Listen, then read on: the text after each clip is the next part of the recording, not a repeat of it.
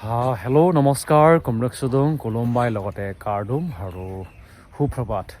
বৰ্তমান টাইম হৈছে 10:30। ফিল্ডলৈ অহাটো দেৰিয়ে হ'ল আৰু আজি হৈছে দেওবাৰ, এইটো কাৰণে ৰেষ্ট ডে হয়। বহুতেই আজি ৰানিং কৰিব অহা নাই, অকল কেইটামান সৰু ল'ৰা ছোৱালী খেলি আছে বা তাৰ বাহিৰে ফিল্ডত কোনো নাই। মই অকলে আছোঁ বৰ্তমান। অলপ ৰানিং কৰিম, বেছি ৰানিং নকৰোঁ, 4.8টো চেষ্টা কৰিম।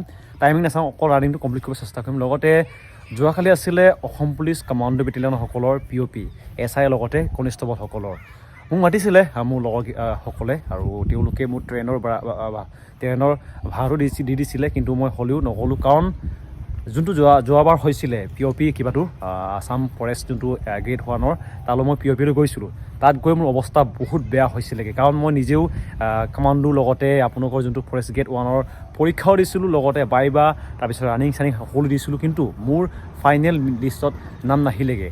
তালৈ গৈ পিনি মোৰ ইমানেই মন বেয়া লাগিছিলেগৈ, মোক কান্দিব লাগিছিলেগৈ। সঁচা কথা কৈছোঁ, কান্দিব মন গৈছিলে। কিন্তু সেইটো কাৰণে যোনটো কামাণ্ডো বেটেলিয়ন POPলৈ মাতিছিলে মোৰ লগৰসকলে, এইটো কাৰণে মই নগ'লোঁ যাওঁ, কাৰণ মোৰ তালৈ গৈ পিনি মোৰ মনটো বহুত বেয়া লাগিব, সেইটো মই ভালকৈ গম পাইছিলোঁ, এইটো কাৰণে নগ'লোঁ।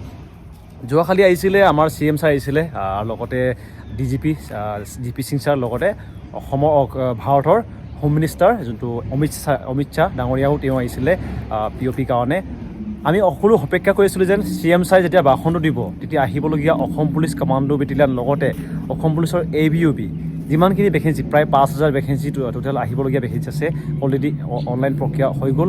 তাৰে ইণ্টাৰভিউ ডেটটো ঘোষণা কৰিবলৈ সকলোৱে অপেক্ষা কৰিছিলে, কিবা এটা ডেট দিব বুলি আশা ৰাখিছিলোঁ। আৰু মই ভিডিঅ' দিছিলোঁ যেন হয়তো আপোনালোকৰ এটা ভাল খবৰ আহিব পাৰে বুলি মই কৈছিলোঁ। কিন্তু যোৱাকালি একো তেওঁ আহিবলগীয়া ভেকেঞ্চিৰ বিষয়ে একো নক'লে। বৰ্তমান তেওঁ মানে ক'ৰবাত যদি মিটিং হয় বা ভাষণ দিবলগীয়া হয়, তেতিয়া কেতিয়াবা কয় জুন, কেতিয়াবা কয় জুলাই। মানে তেওঁ কি কৈছে কি কোৱা নাই একো বুজিব পৰা নাই। বৰ্তমান হয়তো বহুতে ৰানিং কৰি আমনিয়ে লাগিছে যেন সঁচাকৈ অসম পুলিচৰ ইণ্টাৰভিউ হ'বনে। মোকো কিছুমানে ফোন কৰি সোধে, দাদা সঁচাকৈ ইণ্টাৰভিউ হ'বনে বুলি সুধি থাকে। তো মোৰ ওচৰত এনেকুৱা একো তথ্য নাই, কাৰণ মই কোনো কিবা নহয়, অফিচিয়েল মানুহ নহয়, ময়ো আপোনালোকৰ দৰে এটা কেণ্ডিডেট হয়। এইটো কাৰণে মোৰো মন বেয়া লাগে, মই মিছা নকওঁ, মোৰো মন বেয়া লাগে, ভাবি থাকোঁ যেন সঁচাকৈ ইণ্টাৰভিউ হ'বনে নাই। কিন্তু নিজকে মানিব লাগিব, মানে নিজকে বুজাব লাগিব যেন ইণ্টাৰভিউ হ'বই। কাৰণ যিমানেই যি হওক, অলপ দেৰি হ'ব পাৰে, 1 বছৰ 2 বছৰ বাদ, কিন্তু ইণ্টাৰভিউ হ'বই। কাৰণ অকল এইটোৱে নহয়, মই বেলেগ ইণ্টাৰভিউ কথা কৈছোঁ। এতিয়া হয়তো আপোনালোকে গম পাইছে যেন ইণ্ডিয়ান আৰ্মিৰ GD ভেকেঞ্চি আহি গৈছে, কিন্তু হয়তো এই ভেকেঞ্চিটো সকলোৱে এপ্লাই কৰিব নোৱাৰিব, কাৰণ বয়সৰ সময়সীমাটো বহুত কমকৈ দিয়ে। আগৰ নিচিনা নহয়, আগত 23 বছৰ দিছিলে, কিন্তু এবাৰ 21 দিয়ে। আৰু লগতে SSC GD কাৰণেও এপ্লাই কৰি থৈছে চাগে বহুতে, এইটো কাৰণে আপোনালোকে প্ৰিপেৰেশ্যন কৰি থাকিব পাৰিব। মই প্ৰথমতে কৈছোঁ, ময়ো SSC GD এপ্লাই কৰিছোঁ, কিন্তু মই জানো যেন মই এইটো ক্লিয়াৰ কৰিব নোৱাৰিম, কাৰণ মোৰ পঢ়া শুনাত ইমান ভাল নহয়। আৰু মই আগতো SSC GD পৰীক্ষা 2বাৰ দিছোঁ, কিন্তু তাত মই কোৱালিফাই কৰিব নোৱাৰিছোঁ। কাৰণ এইটো কাৰণে মই অকল এইটো অসম পুলিচৰ কাৰণে লাগি আছোঁ, আৰু অসম পুলিচৰ কামাণ্ডোৰ কাৰণে মই লগা নাই, মই লাগি আছোঁ অসম পুলিচৰ যোনটো ABUP, এইটো বিশেষকৈ এইটো কাৰণে মই লাগি আছোঁ।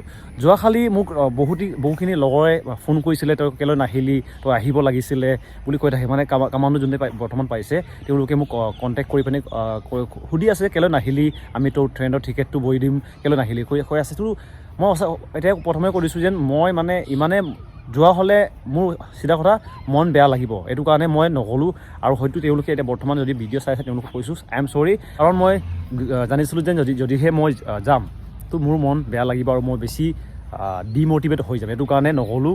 আৰু যোনটো আহিবলগীয়া ভেকেঞ্চিটো কামাণ্ডোটো লগতে আছাম পুলিচৰ ABUP ইণ্টাৰভিউ কেতিয়া হ'ব আপোনালোকক বহুতে সুধি থাকে। তো ডেটৰ ওপৰত ডেট, কেতিয়াবা কয় 19, কেতিয়াবা কয় 26, কেতিয়াবা কয় 20। এতিয়া আমি অপেক্ষা কৰিব লাগিব আকৌ 26 জানুৱাৰীলৈ, কাৰণ CM ছাৰে কৈছিলে যে 26 তাৰিখে অফিচিয়েল এটা ডেট ঘোষণা কৰিম বুলি কৈছিলে। কিন্তু মোৰ সঁচা কথা ক'ব গ'লে মই এইটো বিশ্বাস নাই, মোৰ বিশ্বাস নাই সঁচাকৈ ইয়াৰ ওপৰত ভেকেঞ্চিৰ বিষয়ে কিবা ক'বনে নাই, মিছাকৈ আকৌ কিবা ক'ব। বৰ্তমান আপোনালোকে হয়তো গম পাইছে যেন তেওঁ কোৱা অনুসৰি আপোনালোকৰ মে' মাহত হ'ব, নহ'লেও জুলাই মাহত হ'ব বুলি কৈছিলে, কিন্তু তেওঁ তেতিয়াও ভালকৈ কোৱা নাই। কেতিয়াবা কয় জুন, কেতিয়াবা কয় মে', কেতিয়াবা কয় জুন, কি কৈছে তেওঁ সঁচাকৈ নিজে গম পাইছেনে নাই নাজানো। আৰু মই তেওঁৰ বিৰুদ্ধে ভিডিঅ'টো বনোৱা নাই, মই নিজৰ মনৰ কিবা কথাটোৱে কৈছোঁ যেন আচলতে লাগিছে কেনেকুৱা। বৰ্তমান হয়তো বহুত দৰে ডিম'টিভেট, যে কিমান দিন ৰানিং কৰিম, নিজৰ কাম বন এৰি পিনি ৰানিং কৰি আছে। বহুতেতো হয়তো বিয়া পথাও অসম পুলিচৰ কাৰণে লাগি আছে, তেওঁলোকৰতো আৰু অসুবিধা হয়। এতিয়া যিমানখিনি বৰ্তমান অসম পুলিচৰ কাৰণে প্ৰিপেৰেশ্যন কৰি আছে, তেওঁলোকলৈ এটা অনুৰোধ যে আপোনালোকৰ এটা কাম হৈছে অপেক্ষা কৰা।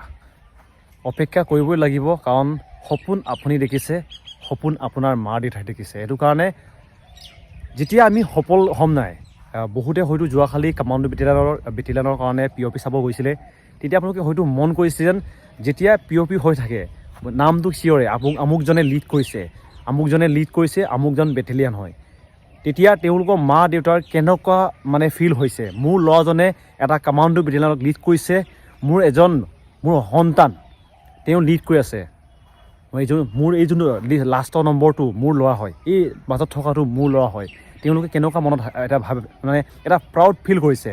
এই প্ৰাউডটো আমি দিব লাগিব নিজৰ মা দেউতাক। বৰ্তমান মই গম পাইছোঁ ইণ্টাৰভিউ বহুত দেৰি হৈছে, বহুত মানে তাৰিখটো চেঞ্জ কৰিলে, কিন্তু আমাৰ কাম হৈছে অপেক্ষা কৰা। বৰ্তমান আমাৰ কাম হৈছে পঢ়া শুনা কৰা। অসম পুলিচৰ চাকৰিটো বিশেষকৈ ডিফেন্সত কৈছোঁ, কোনে পায় কৈ দিছোঁ, যোনে পঢ়াত ভাল তেওঁ নাপায়, মানে যোনে একদম পঢ়াত ভাল এইটো কৈছোঁ, যোনে পঢ়াত ভাল ই নাপায়, আৰু যোনে ৰানিঙত ভাল তেওঁ নাপায়। অসম পুলিচৰ চাকৰি পাব যোনে বেলেঞ্চ কৰিব পাৰিব, ৰানিঙো বেলেঞ্চ কৰিব পাৰিব, লগতে পঢ়া শুনা বেলেঞ্চ কৰিব পাৰিব। যদিহে বেলেঞ্চ কৰিব নোৱাৰিব, মোৰ দৰে থাকিব লাগিব। হয়, মই ৰানিঙত ভাল, পঢ়াটো ইমান বেয়া নহয়, কিন্তু হ'লেও মিলাব পৰা নাই, কাৰণ যিমান নম্বৰ লাগে ন, এই নম্বৰটো মই এতিয়ালৈকে অৰ্জন কৰিব পৰা নাই। অসম পুলিচৰ লগতে হওক বা যিমান ডিফেন্সৰ চাকৰি হওক, ছেকেণ্ডৰ লগতে 1 মাৰ্ক এই যোনটো 0.8, 0.2, 0.1 এনেকৈ এই মাৰ্ককেইটা বহুত ইম্পৰ্টেণ্ট হয়। বৰ্তমান হয়তো আপোনালোকৰ বহুতৰে 14 মিনিট লাগি যায়, বহুতৰে হয়তো 13 মিনিট লাগি যায়, কিন্তু যদি আপোনালোকে হয়তো গম পায় যেন অসম পুলিচৰ ABUBটো ৰানিংটো টাইম দিয়া হয় 14 মিনিট, যদি আপোনালোকৰ 14 মিনিট 1 ছেকেণ্ডো লাগি যায়, তো আপোনালোকে ডিছকোৱালিফাই হৈ যায়। এইটো ছেকেণ্ডৰ মূল্য। আৰু লগতে ধৰিছোঁ আপোনালোকে কিবাটো দিলে আৰু অসম পুলিচৰ ইণ্টাৰভিউ দিলে, তো আপোনালোকৰ নাম্বাৰটো পাইছে 51, 59 বা এনে যিমান পাইছে আপোনালোকে পাইছে আৰু, কিন্তু আপোনালোকৰ কাট অফটো গৈছে যদি ধৰিছোঁ আপুনি পালে 50, কিন্তু আপোনাৰ ডিষ্ট্ৰিক্টৰ কাট অফটো গৈছে 50.01। এই কিন্তু আপোনালোকে এই যোনটো পইণ্ট থাকে নাই, এই পইণ্টটোৰ কাৰণে থাকি যায়গৈ। এইটো কাৰণে আপোনালোকৰ বৰ্তমান কামটো হৈছে অপেক্ষা, তাৰ বাহিৰে একো কৰিব নোৱাৰিব। কাৰণ আমি কোনো CM নহয় যেন কাইলৈৰ পৰা লাগে বুলি ক'লে কাইলৈৰ পৰা ইণ্টাৰভিউ নহয়। এইটো কাৰণে সকলোৱে কৰিব লাগিব অপেক্ষা 26 জানুৱাৰী তাৰিখলৈ। লগতে যিমানখিনি হয় আপোনালোকৰ কাম হৈছে অপেক্ষা, তাৰ বাহিৰে একো আপোনালোকে কৰিব নোৱাৰে।